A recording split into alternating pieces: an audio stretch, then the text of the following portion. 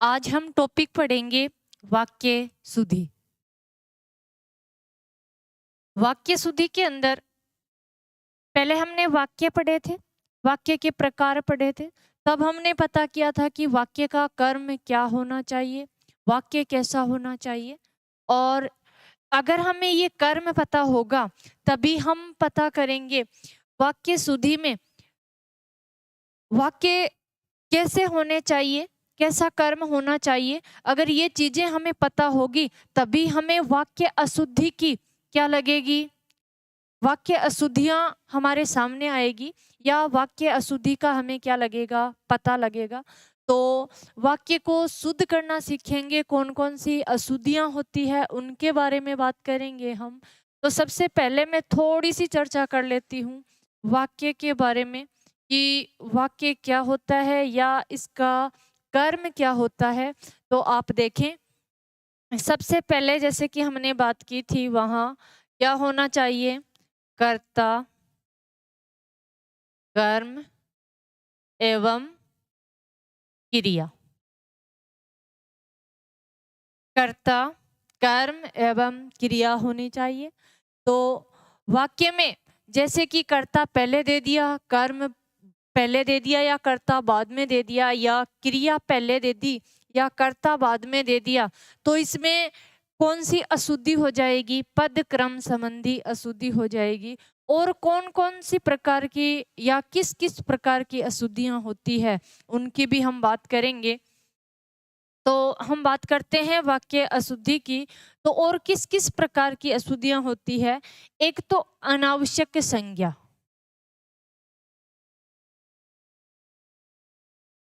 अनावश्यक संज्ञा की अशुद्धि,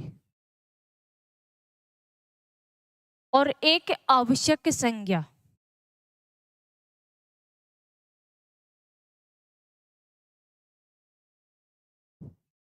यानी कि एक तो अनावश्यक संज्ञा, एक ही संज्ञा की पुनरावृत्ति बार बार कर दी जाती है। तब शब्द के साथ में एक ही शब्द दो बार आ जाता है, आवश्यक न होते हुए भी वहां लिख दिया जाता है, तो भी अपना वाक्य क्या हो जाता है, अशुद्ध हो जाता है। और एक आवश्यक संज्ञा, वहां शब्द कुछ और लिखना चाहिए, यानी कि आवश्यक संज्ञा कुछ और होती है और वहां लिख कुछ और दिया जाता है। तो हम उसकी बात करेंगे। आवश्यक संज्ञा या अनुपयुक्त संज्ञा, यानी कि जो शब्द उपयुक्त है वो न लिख करके उसके स्थान पर दूसरा शब्द लिख दिया जाता है, तो उसके बारे में हम बात करेंगे। और कौन कौन सी प्रकार की अशुद्धियां होती है। तो हमने बात की संज्ञा संबंधी, बिल्कुल संज्ञा संबंधी अशुद्धि होती है।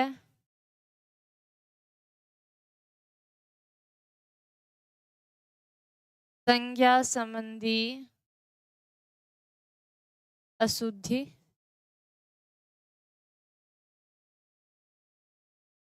सर्वनाम संबंधी, सर्वनाम संबंधी अशुद्धि,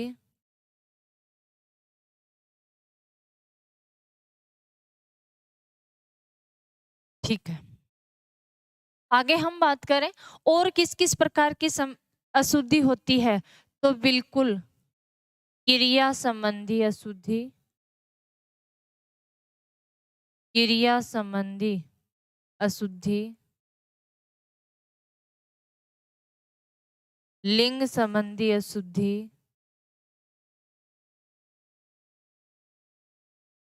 लिंग संबंधी अशुद्धि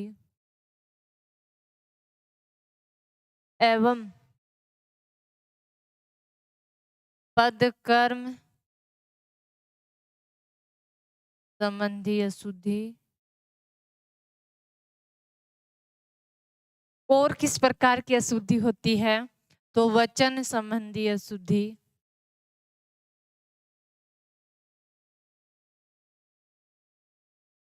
वचन संबंधी अशुद्धि। और किस प्रकार की अशुद्धि होती है। तो अधिक पदत्व,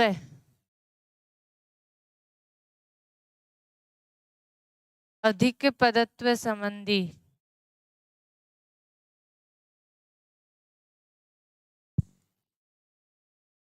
अशुद्धि, विशेषण संबंधी अशुद्धि,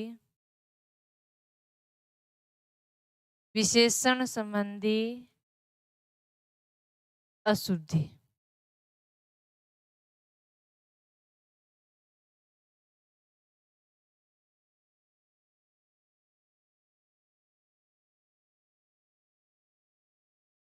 विशेषण संबंधी अशुद्धि हम बात करेंगे। सबसे पहले संज्ञा संबंधी अशुद्धि की हम बात करेंगे, और इनकी बात करने से पहले हम कुछ क्या देखेंगे, कुछ क्वेश्चन देखेंगे कि वाक्य अशुद्धि के क्वेश्चन किस प्रकार के आते हैं और हम किस प्रकार से हम इनको क्या कर सकते हैं, शुद्ध कर सकते हैं। तो ऐसा तो कम पूछा जाता है कि इसमें किस प्रकार की अशुद्धि है या 4 ऑप्शन ये दे करके, ऐसे वाले क्वेश्चन बहुत कम पूछे जाते हैं। फिर कैसे क्वेश्चन पूछे जाते हैं, तो हम प्रश्नों की बात करते हैं या प्रश्नों की तरफ चलते हैं। तो देखो, हम बात करें प्रश्न, अपना पहला प्रश्न है कि किस क्रमांक में शुद्ध वाक्य है, किस क्रमांक में शुद्ध वाक्य है। तो देखो, यह मेरा पुस्तक है, यह मेरा पुस्तक है। श्री कृष्ण के अनेक नाम है। बंदूक एक उपयोगी शस्त्र है।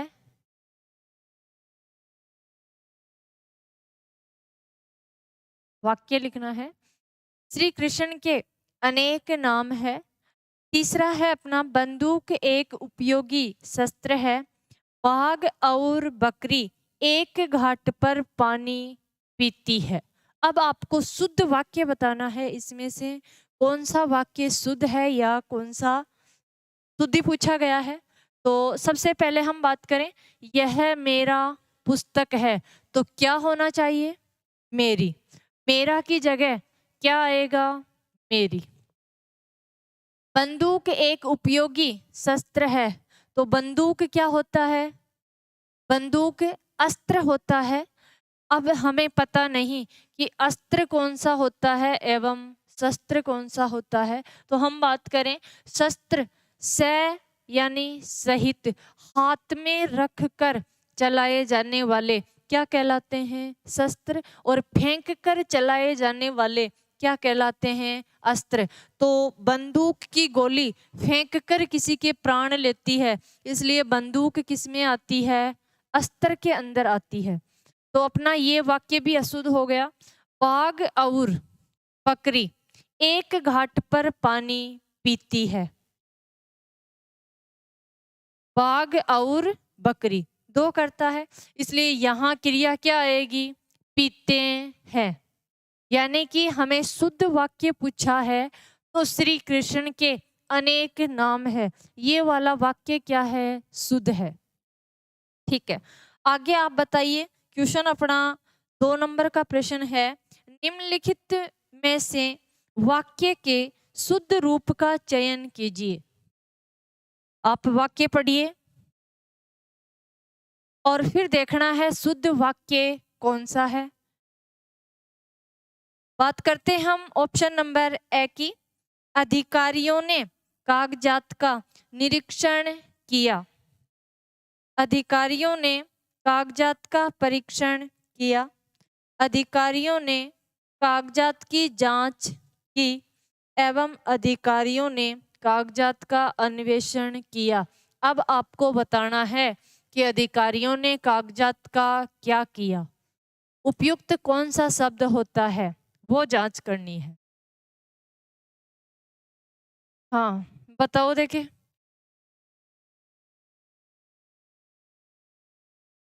ठीक है, बात करते हैं ऑप्शन नंबर 1 के लिए।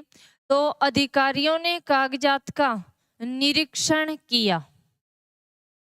निरीक्षण कहाँ किया जाता है, किसी संस्था की अगर देख रेख, संस्था की देख रेख की जाती है, वहां क्या किया जाता है, निरीक्षण किया जाता है, या संस्था का निरीक्षण किया जाता है।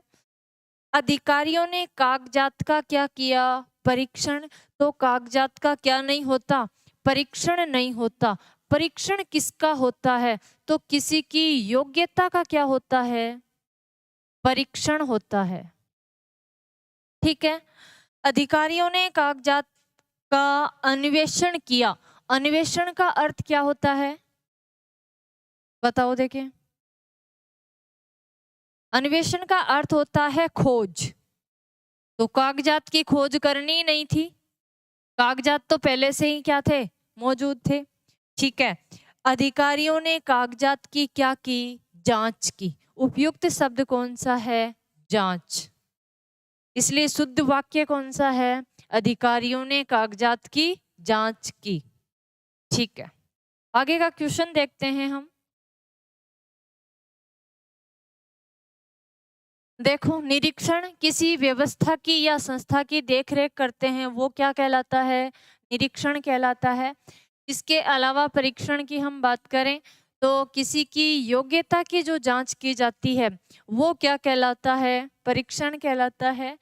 और जांच किसकी की जाती है, कागजों की जाती है। ठीक है, आगे का हम प्रश्न देखें। प्रश्न नंबर 3 कहता है कि किस क्रमांक का वाक्य शुद्ध है।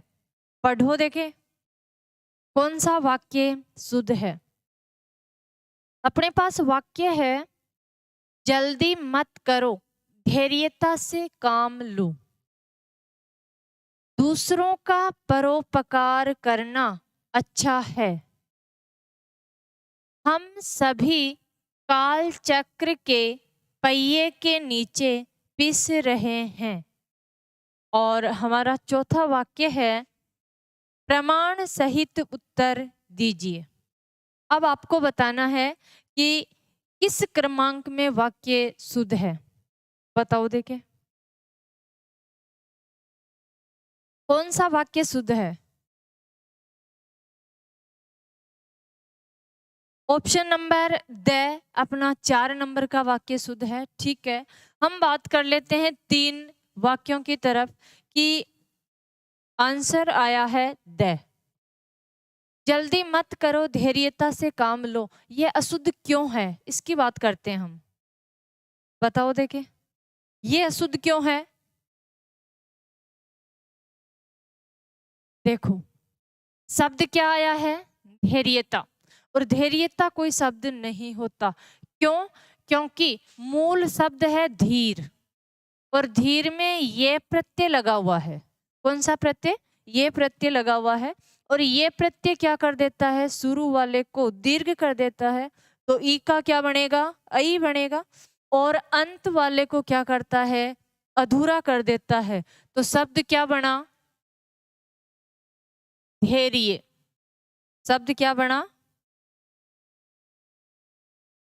धैर्य। कौन सा प्रत्यय लगाया, ये प्रत्यय लगाया। और ये प्रत्यय के साथ ताप प्रत्यय का प्रयोग क्या होता है, अशुद्ध होता है। ये प्रत्यय के साथ ताप प्रत्यय का प्रयोग क्या होता है, अशुद्ध होता है। इसलिए अपना ये वाक्य क्या हो चुका, अशुद्ध हो चुका। जल्दी मत करो, धैर्य से काम लो, क्या ही हो जाना चाहिए था, धैर्य से काम लो। तो ये वाक्य अपना अशुद्ध हो गया। ठीक है, दूसरों का परोपकार करना अच्छा है, ये वाक्य अशुद्ध क्यों है भाई, देखो देखे।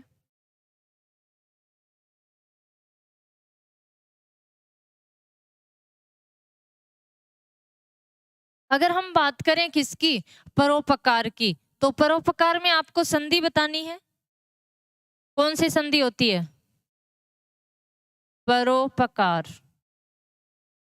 ओक की मात्रा दिखाई दे रही है, बाहर निकालेंगे, क्या हो जाएगा, पर धन उपकार। पर का अर्थ ही क्या होता है, दूसरा। दूसरों पर किया हुआ उपकार क्या कहलाता है, परोपकार। और यहाँ परोपकार लिखने के पहले भी क्या लिख दिया, दूसरा। यानी कि एक ही शब्द की क्या हुई है, आवृत्ति हुई है।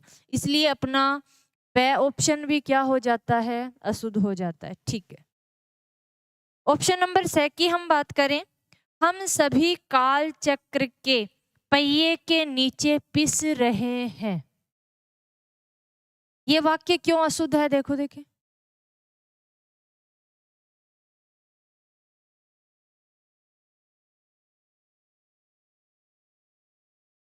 यहाँ भी वाक्य की बात करें तो पुनरावृत्ति हुई है। हम सभी काल चक्र, चक्र भी क्या होता है, एक पहिए के समान ही होता है। चक्र की बात कर दी तो ये भी क्या है, पहिए के समान ही है, और ये भी क्या है, पहिया ही है। यानी कि 2 बार लिखने की कोई आवश्यकता नहीं, सीधा ही लिख देते हम सभी काल चक्र के नीचे पिस रहे हैं, या काल के पहिए के नीचे पिस रहे हैं। इसलिए अपना ये वाक्य भी क्या हुआ, अशुद्ध हुआ। प्रमाण सहित उत्तर दीजिए। इसलिए अपना आंसर क्या आया, द।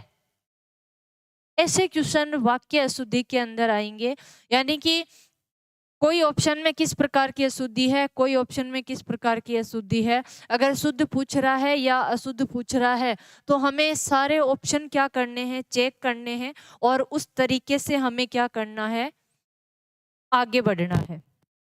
आगे का क्वेश्चन देखते हैं हम।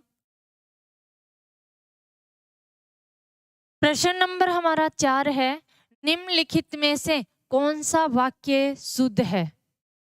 आप वाक्य पढ़ो और आपको बताना है कौन सा वाक्य शुद्ध है। बात करते हैं ऑप्शन नंबर 1 की, तो मैं आपकी सौजन्यता पर मुग्ध हूं। दूसरा ऑप्शन अपने पास है, मैं आपके सौजन्य पर मुग्ध हूं।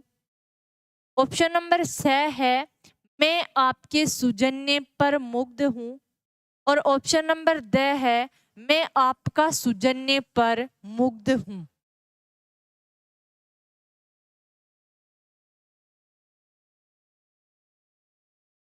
ऑप्शन क्या आएगा, सही क्या है,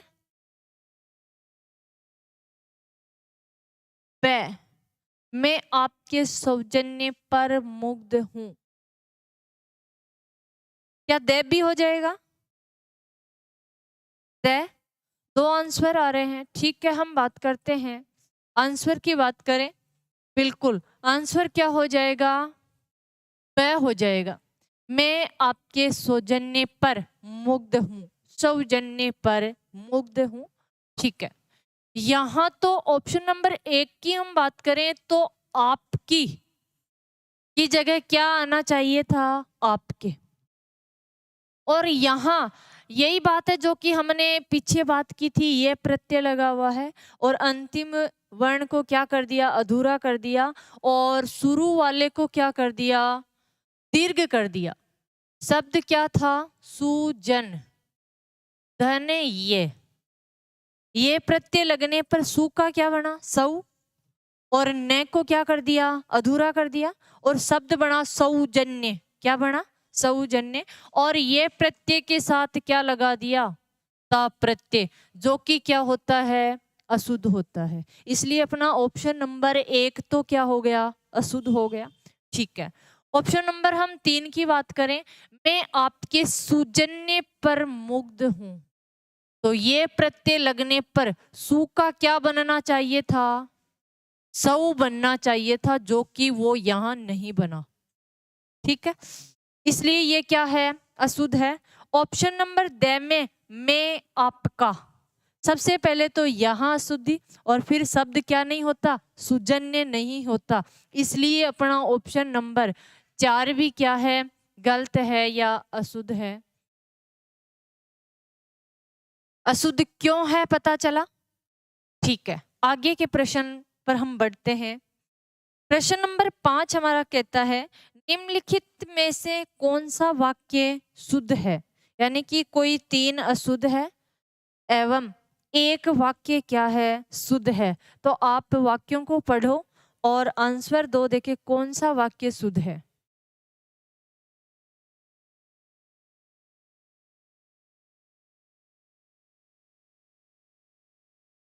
बिल्कुल सेम वाक्य लिखे गए हैं। तुलसी और सूर ब्रजभाषा और अवधि के श्रेष्ठ कवि हैं। तुलसी और सूर क्रमशः अवधि और ब्रजभाषा के श्रेष्ठ कवि हैं। तुलसी अवधि के श्रेष्ठ कवि हैं और ब्रजभाषा के कौन है, सूर है। और सूर और तुलसी ब्रजभाषा और अवधि के क्या हैं, श्रेष्ठ कवि हैं। अब आपको बताना है शुद्ध वाक्य कौन सा है। ऑप्शन देख की अगर हम बात करें तो देखो हम बात करते हैं। सबसे पहले हम ऑप्शन नंबर 1 की बात करते हैं। तुलसी और सूर दोनों कवि है, तुलसीदास जी, सूरदास जी। सबको पता है एक की भाषा क्या है, अवधी है, और एक की भाषा क्या है, ब्रज है। ठीक है। तुलसी और सूर ब्रज भाषा और अवधी के श्रेष्ठ कवि है। ठीक है। तुलसी और सूर क्रमशः अवधी और ब्रज भाषा के श्रेष्ठ कवि है। इसमें भी वही चीज लगाई गई है, एक क्रमशः ज्यादा लगाया है। तुलसी अवधी के श्रेष्ठ कवि है और ब्रज भाषा के कौन है, सूर है। इसमें भी वही बात है। और सूर और तुलसी ब्रज भाषा और अवधी के श्रेष्ठ कवि है। ठीक है। अब हम बात करें तो तुलसी और सूर, पहले तुलसीदास जी है, बाद में क्या है, सूरदास जी है। तो पहले भाषा किसकी आनी चाहिए थी, तुलसीदास जी की, जो कि कौन सी है, अवधी। और पहले भाषा कौन सी आई, ब्रज भाषा। इसलिए अपना ये वाक्य क्या हो चुका, अशुद्ध हो चुका। ठीक है। बात करें हम तुलसी अवधी के श्रेष्ठ कवि और ब्रज भाषा के क्या है, सूर है, अशुद्ध है, बिल्कुल दिखाई दे रहा है। देख की बात करें, सूर और तुलसी ब्रज भाषा और अवधी के श्रेष्ठ कवि है। यहाँ कर्म तो सही लगाया है, लेकिन क्या नहीं लगाया, क्रमशः। ऑप्शन नंबर बे में लिख रखा है क्रमशः, यानी कि पहले क्रम तुलसी का है तो पहले क्रम इनकी अवधी भाषा का होगा, बाद में क्रम सूर का है तो बाद में इनकी ब्रज भाषा का क्रम होगा, और उसके बाद में श्रेष्ठ कवि है। तो कौन सा वाक्य शुद्ध हुआ, ऑप्शन नंबर बे। और अपने 3 वाक्य क्या हो चुके, अशुद्ध। क्रम यानी कि जिस कवि का पहले क्रम है तो उसकी भाषा भी क्या आएगी, पहले आएगी। ठीक है। अब हम आगे बात करते हैं। क्वेश्चन हमारे पूरे हो गए हैं। अब हम बात करेंगे, वाक्य शुद्धि की बात करेंगे और संज्ञा के बारे में हम बात करते हैं। संज्ञा संबंधी अशुद्धि कैसे होती है उसके बारे में हम बात करते हैं। तो संज्ञा संबंधी 2 प्रकार की अशुद्धि होती है। एक तो कौन सी, कि एक ही संज्ञा को 2 बार लिख दिया, यानी कि उसका अर्थ वही होता है और फिर वैसा का वैसा अर्थ दूसरा लिखा, जैसे कि अभी हमने पढ़ा प्रोपकार, व दूसरा वाला पढ़ा। ठीक है। और एक होती है अनुपयुक्त संज्ञा, यानी कि कौन सा उपयुक्त शब्द आना चाहिए था और उसकी जगह कौन सा अनुपयुक्त शब्द लिख दिया। तो वैसी अनावश्यक या आवश्यक संज्ञा के बारे में हम पढ़ेंगे। तो सबसे पहले हम पढ़ते हैं अनावश्यक संज्ञा, यानी कि आवश्यक न होते हुए भी अनावश्यक संज्ञा। संज्ञा संबंधी अशुद्धि में पढ़ेंगे हम संज्ञा संबंधी अशुद्धि कैसे होती है, हम बात करेंगे अभी। अपने सामने वाक्य लिखा गया है कि अब नीलगिरी पर्वत हरा भरा हो गया। अब आपको देखना है कि ये वाक्य शुद्ध है या अशुद्ध है, और अशुद्ध है तो क्यों है, इसका जवाब देना है। आप पढ़ो।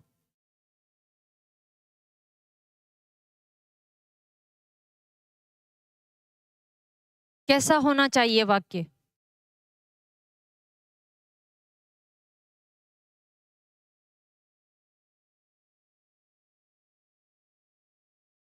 देखो देखें वाक्य कैसा हो सकता है। इसी वाक्य को बदल करके लिखना है हमें। हाँ, तो ये कैसा भी हो सकता है। नीलगिरी पर्वत अब हरा भरा हो गया। इसके अलावा कोई आंसर देखो देखे, और कोशिश करो।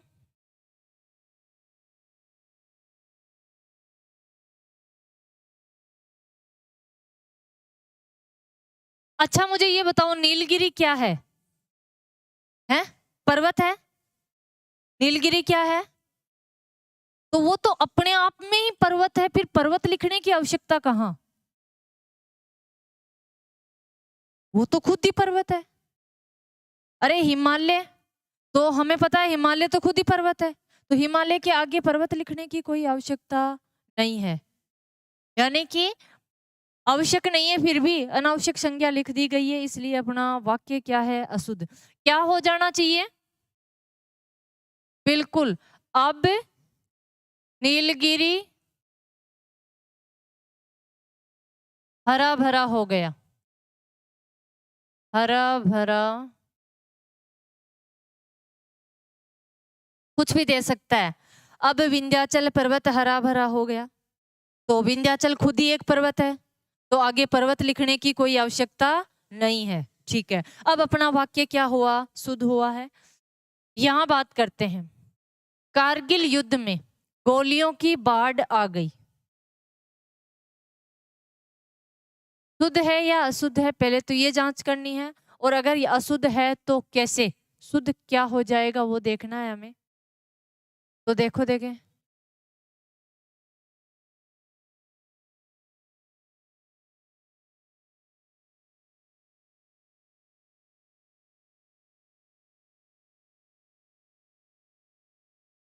कैसे हो जाएगा।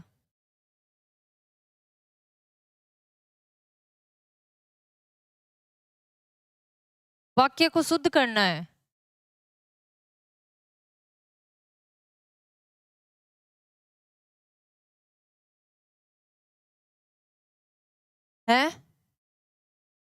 कारगिल शब्द अशुद्ध है, ठीक है। कारगिल थोड़ी होता है, कारगिल ही होता है, बड़ी मात्रा में थोड़ा लंबा बोले, कारगिल ही होता है वो तो। और देखो देखिए किसी प्रकार की अशुद्धि है क्या,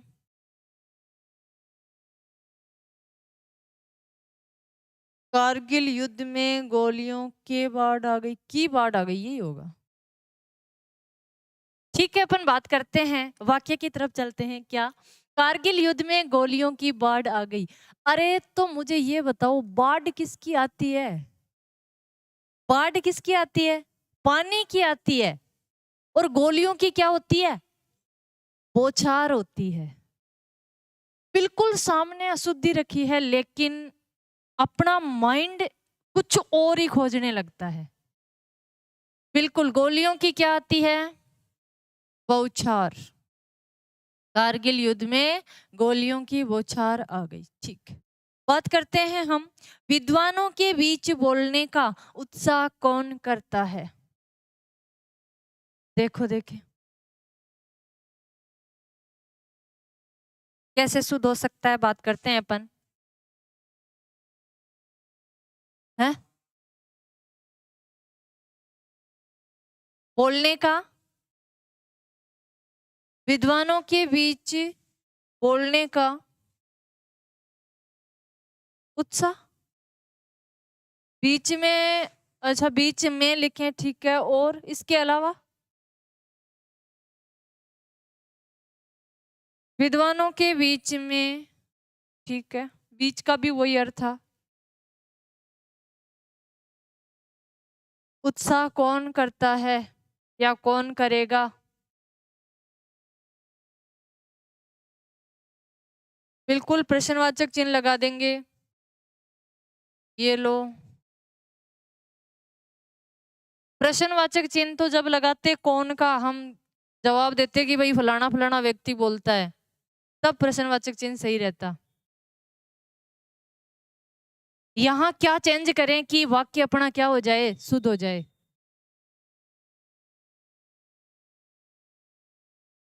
उत्साह की जगह क्या लिखें, साहस, बिल्कुल, उत्साह की जगह क्या लिखें, साहस।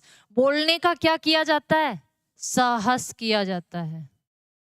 उत्साह तो प्रशंसा वगैरह के लिए होता है, तो बोलने का क्या किया जाता है, साहस किया जाता है। विद्वानों के बीच में बोलने का साहस कौन करता है या कौन करेगा। ठीक, रोहन प्रातः काल के समय घूमता है,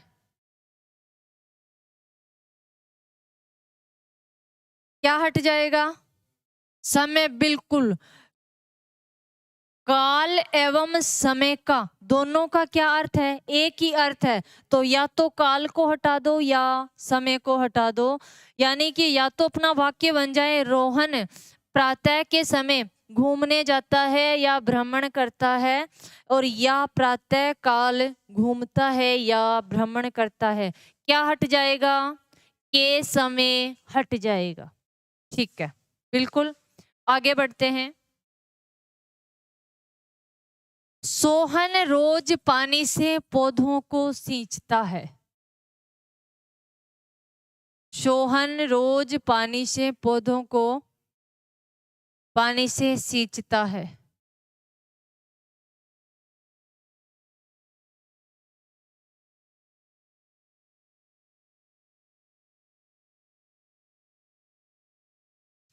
पानी से हट जाएगा, बिल्कुल। सोहन रोज पौधों को सींचता है। अरे पानी से ही तो सींचेगा, दूध से थोड़ी ना सींचेगा। दूध से भी सींचते हो क्या? किसको? शिव जी को। शिव जी को सींचते हैं, बिल्कुल। तो क्या हट जाएगा? पानी से। दूसरी बात, अपना ये वाक्य कैसे लिखा हुआ आता है? सोहन रोज पानी से पेड़ों को सींचता है। तो सींचा किसको जाता है? पौधों को। पेड़ तो बड़े हो जाते हैं, तो यहां भी ध्यान कर लेना चाहिए और यहां भी ध्यान कर लेना चाहिए। ठीक है, आगे की हम बात करें। बिल्कुल पानी से हट जाएगा और अपना वाक्य हो जाएगा, सोहन रोज पौधों को सींचता है।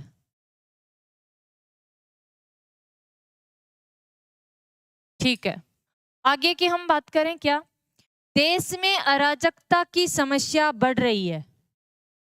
देश में अराजकता की समस्या बढ़ रही है।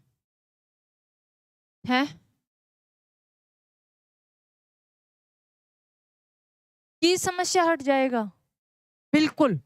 अराजकता खुद ही क्या है? एक समस्या है। तो अराजकता के बाद में समस्या लिखने की आवश्यकता नहीं है।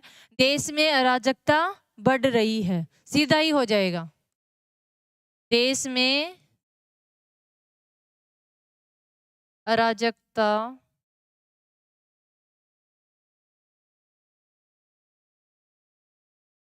बढ़ रही है। ठीक है, आगे की हम बात करते हैं। तुम 5 तारीख के दिन कहाँ रहोगे? क्या हट जाएगा? के दिन। तुम 5 तारीख को कहाँ रहोगे? तारीख का ही वही अर्थ है जो किसका अर्थ है? के दिन का अर्थ है। ठीक है, हिंदी के प्रचार में आज भी बड़े बड़े संकट है।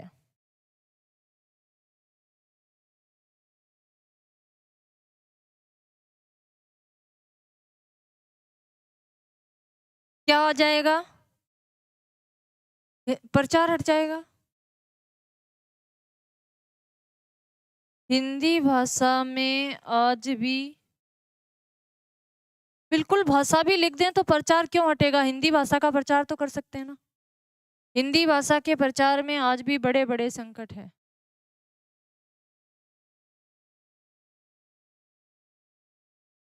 आज भी हट जाएगा। इसके अलावा कोई आंसर हो सकता है? देखो देखिए,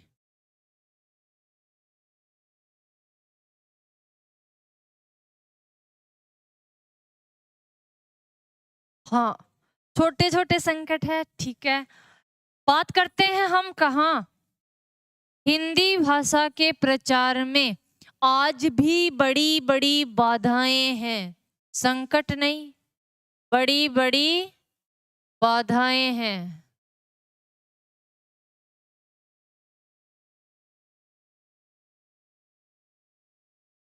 आगे बात करें। सभी को परस्पर एक दूसरे से मिलकर रहना चाहिए। एक दूसरे से हट जाएगा, क्योंकि परस्पर का भी वही अर्थ है जो किसका है? एक दूसरे का है। वाक्य क्या हो जाएगा? सभी को परस्पर मिलकर रहना चाहिए, बिल्कुल शुद्ध हो जाएगा। आगे हम बात करते हैं। ऐसे सज्जन पुरुष सभी जगह नहीं मिलते। क्या हट जाएगा? बिल्कुल, पुरुष हट जाएगा। क्यों? हाँ, सज्जन का अर्थ भी क्या ही होता है? सत्य, धन, जन। और जन का अर्थ ही क्या होता है? पुरुष होता है। तो जन आने के बाद में पुरुष लिखने की कोई आवश्यकता नहीं है। ऐसे सजन सभी जगह नहीं मिलते। वाक्य शुद्ध हो जाएगा। ठीक है, आगे की हम बात करें। महाभारत 18 दिनों तक चला। महाभारत 18 दिनों तक चला। क्यों भाई, दिनों क्यों नहीं होगा? बताओ देखे, दिन ही क्यों होगा? दिनों क्यों नहीं हो सकता? महाभारत 18 दिनों तक चला।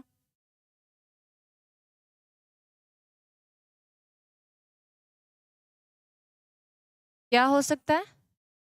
तक भी हो सकता है, बिल्कुल ठीक है। हम कारण की बात करें, सबसे पहले मैं बात करती हूं तो दिन का बहुवचन बताना है। क्या होता है दिन का बहुवचन?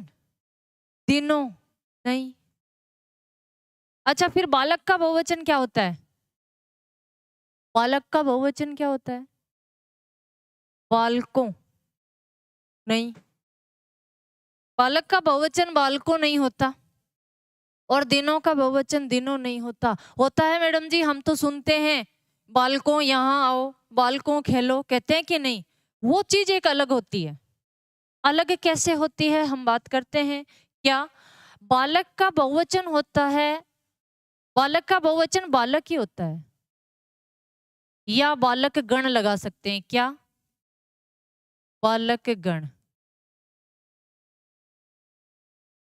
यहाँ एक विद्यार्थी बैठा हुआ पढ़ेगा तो भी मैं कहूंगी बालक पढ़ रहा है, और बहुत सारे विद्यार्थी पढ़ रहे हैं फिर भी मैं कहूंगी बालक पढ़ रहे हैं। भाई बालकों पढ़ रहे हैं ऐसा तो नहीं कहूंगी ना, यही कहूंगी बालक पढ़ रहे हैं। बालक का बहुवचन क्या होता है? बालक ही होता है। अच्छा, बालकों के पास किताब नहीं है, अब बालकों हो जाएगा। ऐसा क्यों मैडम जी? तो ऐसा इसलिए, जैसे कि हम बात करें बालकों के पास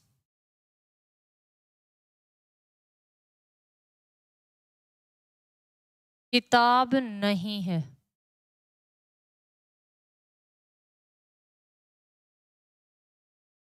के क्या है? कारक विभक्ति। के क्या है? कारक विभक्ति है। कारक विभक्ति आने पर बालक का बालकों बनेगा, दिन का दिनों बनेगा, कारक विभक्ति आने पर। और एग्जाम के अंदर बहुवचन में कारक विभक्तियों वाले नहीं पूछे जाते, वैसे ही पूछे जाते हैं। तो यहाँ देखो कहाँ पढ़ रहे थे? महाभारत 18 दिनों तक चला। दिनों के बाद में कोई कारक विभक्ति नहीं है, इसलिए दिन का क्या रहेगा? दिन ही रहेगा। या तो कारक विभक्ति लगाएं हम, 18वें दिन तक चला, वे कर दे तो कारक विभक्ति लग जाएगी, ठीक है। और या सिर्फ कहें 18 दिन तक चला, क्योंकि तक तो क्या है? निपात है। तक क्या है? निपात है। तो क्या हो जाएगा? महाभारत 18 दिन तक चला। दिनों नहीं होगा, बिल्कुल 18 दिन तक चला। यहां हम बात करें तो फूल का बहुवचन क्या होगा? फूल ही होगा। फूल का बहुवचन, एक फूल खिल रहा है तो भी कहेंगे फूल खिल रहा है, और बहुत सारे फूल खिल रहे हैं तो भी कहेंगे फूल खिल रहे हैं। ऐसा थोड़ी कहेंगे फूलों खिल रहे हैं, फूल ही खिल रहे हैं। हाथी एक जा रहा है तो भी कहेंगे हाथी जा रहा है, और हाथियों का झुंड जा रहा है तो भी हम यही कहेंगे हाथियों जा रहा है। नहीं, झुंड लगाते हैं तो हाथियों हो जाएगा, नहीं तो ऐसा ही कहेंगे हाथी जा रहे हैं। हाथी का बहुवचन हाथी होता है। इसलिए यहाँ कोई कारक विभक्ति नहीं आने पर दिनों नहीं हुआ, क्या हुआ? दिन ही हुआ। कारक विभक्ति लगने पर फूल को फूलों हो जाएगा। फूलों की वाड़ी, फूलों की वाटिका, तो फूल का फूलों हो जाएगा। हाथी का हाथियों हो जाएगा। बालक का बालकों हो जाएगा। लेकिन कब? जब आगे कारक विभक्ति साथ में लगी हुई हो। और वैसे अगर नहीं लगी हुई हो तो बालक का बहुवचन बालक ही रहता है। दिन का बहुवचन दिन ही रहता है और फूल का बहुवचन फूल ही रहता है, इसलिए यहाँ ऐसा नहीं हुआ। आगे बात करें हम, वह सचमुच में बीमार है। वह बिल्कुल क्या हो जाएगा, वह सच में बीमार है, क्योंकि सचमुच का अर्थ ही क्या होता है, सच में। सचमुच का अर्थ ही क्या होता है, सच में। और जब सच में यही आ गया तो ये मैं लिखने की कोई आवश्यकता नहीं है, सीधा ही लिख दें कि ये सचमुच बीमार है, तो उसका अर्थ भी क्या हो जाएगा, वो सच में बीमार है। ठीक है, इसके बावजूद भी वह आता जाता रहा। इसके बावजूद भी वह आता जाता रहा, अलावा तो नहीं होगा। दोबारा देखो, बिल्कुल क्या हट जाएगा, जैसे कि यहाँ अलावा लगाने पर तो इसके बावजूद भी, इसके की जगह हम झगड़ा लगा दें, झगड़े के बावजूद आता जाता रहा, तो झगड़े के अलावा आता जाता रहा। कोई झगड़ा नहीं होगा तब तो आएगा जाएगा, और झगड़ा होगा तब नहीं आएगा, इसका अर्थ अलग हो जाएगा। इसके बावजूद वह आता जाता रहा, बावजूद के अंदर ही क्या आ गया, भी आ गया, बावजूद का अर्थ भी वही है, तो क्या हट जाएगा, भी हट जाएगा। ठीक है, या सीधा ही लिखें क्या, इसके बाद भी वह आता जाता रहा, जूद को हटा देंगे, इसके बाद भी वह आता जाता रहा। ठीक, इसके बाद में हम बात करें किसकी, उनकी आवाज कान में सुनाई पड़ी।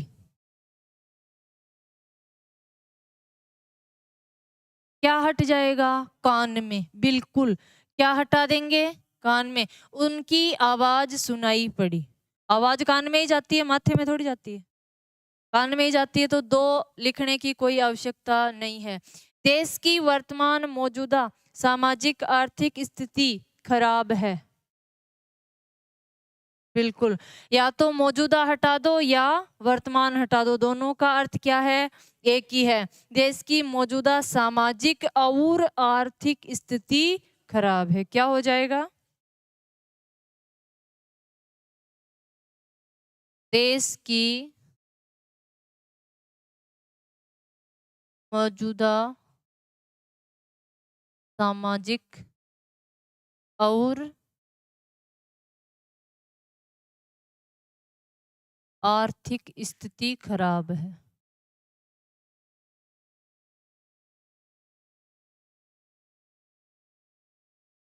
ठीक, आज के लिए इतना ही, कल हम क्लास आगे जारी रखेंगे, कल बात करते हैं। धन्यवाद।